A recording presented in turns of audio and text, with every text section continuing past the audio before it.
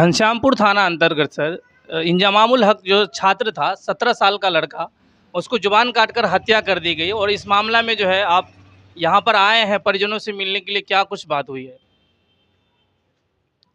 सबसे पहले तो मैं उस परिजन को भी इस दुखद की घड़ी में, जो किसी का बेटा अगर खो जाता है तो समझ लीजिए जो दिन कैसा होगा, उसके लिए मैं इस धैर्य को बर्दाश्त करने के लिए जितना भी मान लीजिए हम बोलें वो मुझे कम ही लगता है। और मुझे बहुत दुखी हुई जो मेरे समाज में इस तरह की घटना हो रही है। आखिर मेरा समाज कहाँ जा रहा है? भाईचारगी दिनों दिन समाप्त होने के लिए जा रही है। भाईचारगी कहीं है भी नहीं। मामूली 17 साल का लड़का इजमामुल, उसका हम फोटो वीडियो सारा उसका भाई ने दिखाया।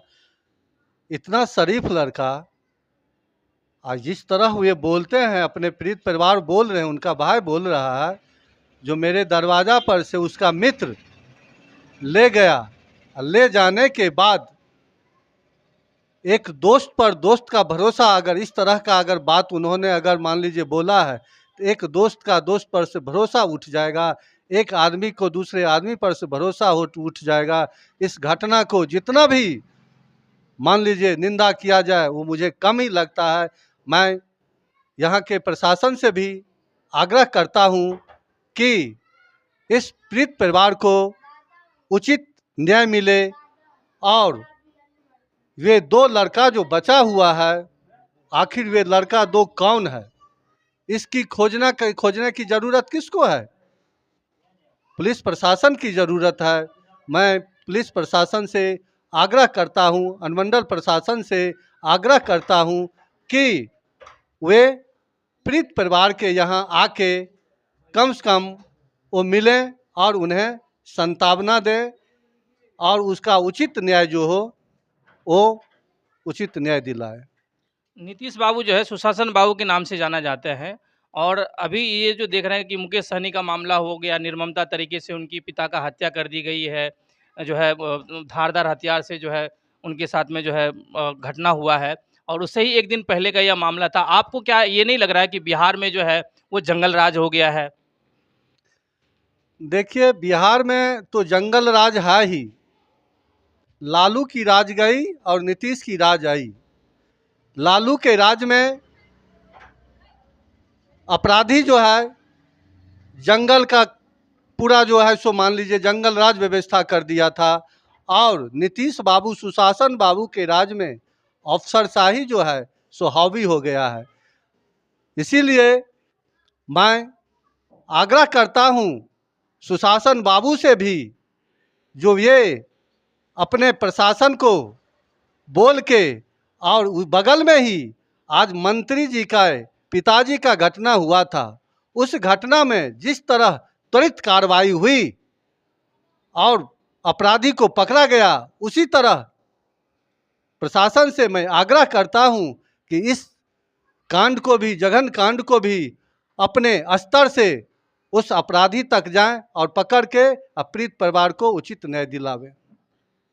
आरजेडी एमएलसी जो है कारी शोएब साहब आए थे और गोड़ाबराम जो है विधानसभा के पूर्व प्रत्याशी अफजल अली खान आए थे। और उसके सामने में ही जो है एक परिजनों ने आरोप लगाया कि आपके बगल में जो बैठा हुआ है वही लोग जो है थाना में और डीएसपी साहब के ऊपर जो है आरोपी जो है इस इंजमामुल हत्याकांड का जो आरोपी है उनको कहीं ना कहीं जो है बचाने की जो है वो पैरवी लगा रहे हैं। इस पर क्या कहना है आपको? कांग्रेस के जो है प्रखंड अध्यक्ष हैं, इस मामले में उनका नाम आ रहा है। जी, मैं तो आपके माध्यम से ही सुना हूँ, मुझे इस तरह का कोई संज्ञान नहीं है। लेकिन यहाँ के पुलिस पदाधिकारी बहुत अच्छे और ईमानदार हैं और ख़ास करके बिरौल अनुमंडल प्रशासन बहुत अच्छे ईमानदार हैं। उनके नज़दीक अगर संज्ञान में ये बात अच्छी तरह वो ले लें तो उनके लिए बहुत आसान है और अपराधी को पकड़ के वो जेल न्यायालय में भेज देगा, ये मुझे यकीन लगता है, उम्मीद लगता है। इसीलिए प्रशासन को मैं दोषी कहीं नहीं देता हूँ। प्रशासन अपने जगह ठीक है। हम किसी प्रशासन को अगर दोषी देंगे, जो किसी का पैरवी कोई कर रहा है, इस तरह की घटना में कोई किसी का पैरवी नहीं करता। नहीं, ये एक राजनेता का नाम उजागर हो रहा है, मतलब राजनेता का नाम आ रहा है। कांग्रेस के जो नेता है, हम इसकी बात कर रहे हैं। कांग्रेस के नेता जो अगर इस तरह का काम कर रहे हैं, तो क्या ये सही है क्या? ना, ऐसी काम तो नहीं करना चाहिए।